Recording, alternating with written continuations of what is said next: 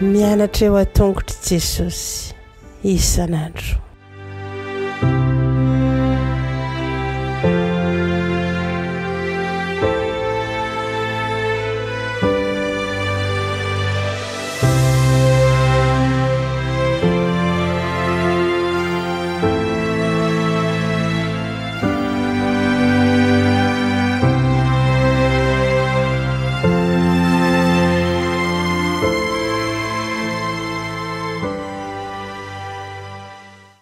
Miarabantsika tsirairay avy indray toky eto amin'ny fandraisana ny lesona ho an'ny lehibe isika amin'ity anio ety fifaliana ao an-tray ihany koa ny fandraisa isaka isa tokantrano amin'izao anio izao.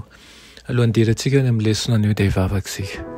Iranay tsara ny izin-danitro mbola velom-pisaorana anao izahay noho ny amin'ny tombonandro sy ny tombo-taona izay azonay avy aminao. Mangataka nindra fonao izahay ary mangataka ny herinao lehibe sady mahagaga mba hanohana anay manjakariva. Minaran'i Jesosy, amen.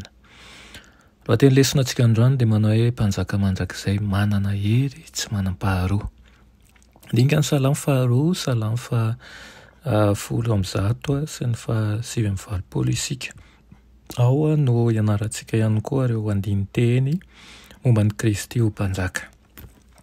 Ny fanehoanan'Andriamanitra ho raisin'ny Mesia dia ho rain'ny Mesia dia manondro ny fanendrena ny mpanjaka rehefa niraisiny ho ao amin'ny faneken'Andriamanitra izany mpanjaka izany.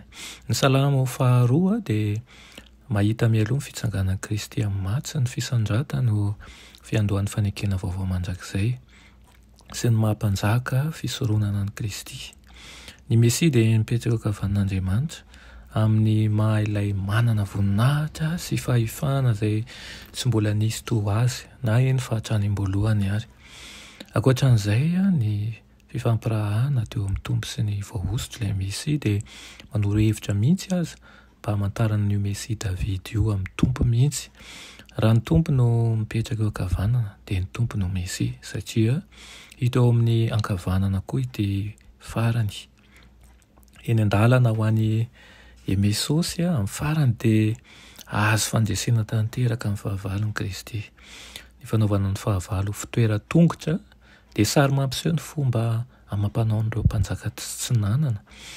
Fahiny izay mametraka ny tongony eo amin'ny vozon'ireo fahavalony rehefa resy mba hanehoana ny fanjakazakana-izy ireo tanteraka. Tsy fitaovana fampitahorana nefa ny tsorakazon'i Kristy eto. Ny tsorakazona ihany koa hoe tena dia nohazon'ny lohan'ny foko, mariky ny foko izany. Avy anjiona ny tsorakazon'i Kristy satria maneho ny vahoaka ny ziona izy. Ny tsorakazony dia tandrena ny fitsaran'Andriamanitra izay mamarana ny fitondran'ny faharatsiana ary maneho ny fanjakan'i Kristy tsy manam-paharoa. Na dia ireo mpanjaka ratsy fanaza dia omena fahafahana hibebaka sy hanaiky ny Mesia. Ny sary anankiray ihany koa izay momba ny fandresen'i Kristy fara-tampony dia hita ao amin'ny seho talohan'ny advento amin'ny Daniela 7 izay mampiseho fa ao aorian'ny fitsarana nomena ho an'ny olo-masiny avo indrindra ny orina ny fanjakany ary ny fanjakany dia fanjakana mandrakizay.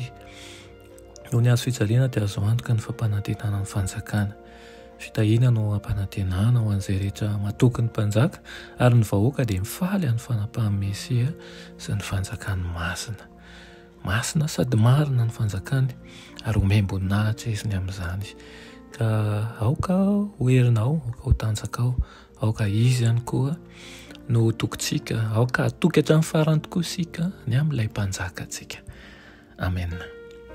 Vavaka isika, heranay tsara ny aiza-nanitro mbola velom-pisaorana anao izahay no ny amin'ny teninao izay norenesina ihany io.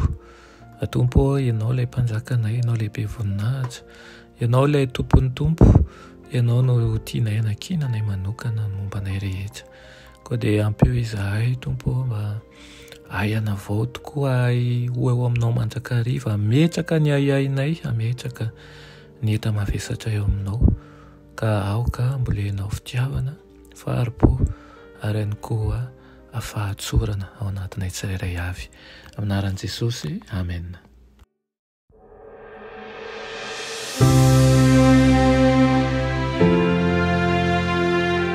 mianatra eo a tongotry Jesosy isan'andro.